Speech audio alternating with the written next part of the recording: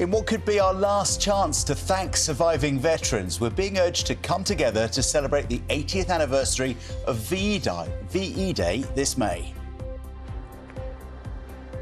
Good morning. Ahead of a key debate on the government's plans to reform inheritance tax rules, I'm with a group of farmers in Bury St Edmunds getting ready to take the fight to Westminster.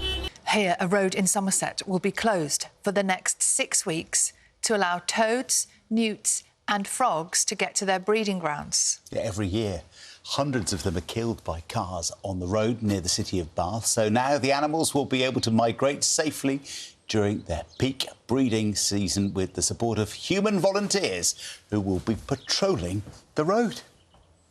I bet in your days as a reporter you have covered that story. I have.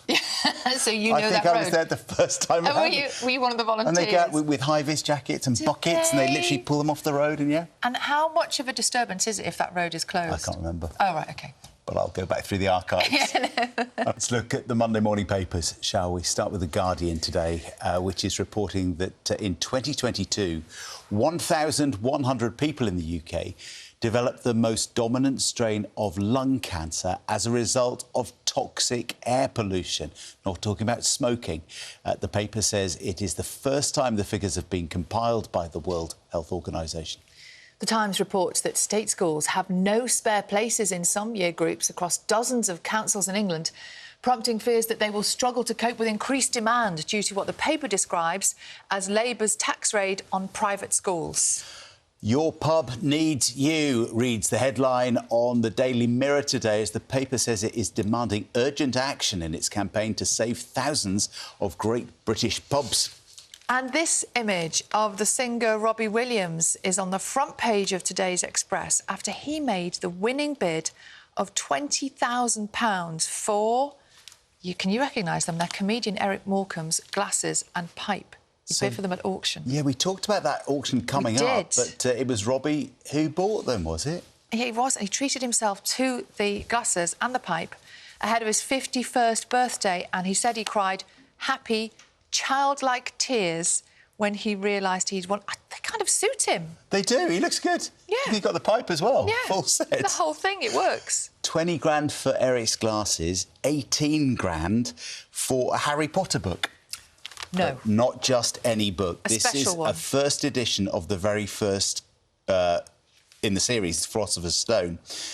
They only printed 500 back in 1997, wow. And it's particularly valuable because there's a spelling error on the word philosophus on the rear cover, and then on page 53, for the technically aware, there's an extra one where it talks about a wand. They print it twice, and apparently you might think that would make it rubbish, but apparently that makes it even more valuable because it's proof that this is one of these particularly special copies. Can you imagine being lucky enough to have had one of those very first Harry Potter books? I reckon somewhere in LA right now, Robbie Williams has got his Eric Specs, first edition Harry Potter, he's reading both.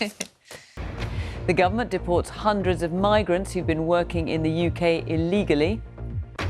A man is jailed for life after stabbing his 14-year-old daughter to death in what he claimed was a play fight. This is the toilet. Oh, wow, that's a lot of mould. However, 26,000 small children in England had lung conditions last year linked to damp and mould.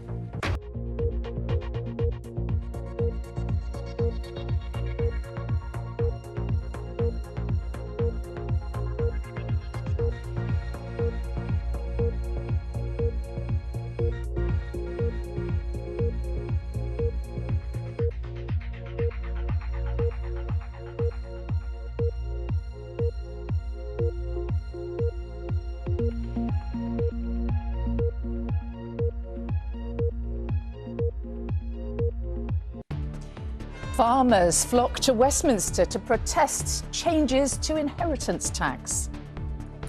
Shock and celebration at the FA Cup as Plymouth knock out Premier League leaders Liverpool. I cried at the end of the game. 56 years I've been following Argyle and it all proved too much for me in the end.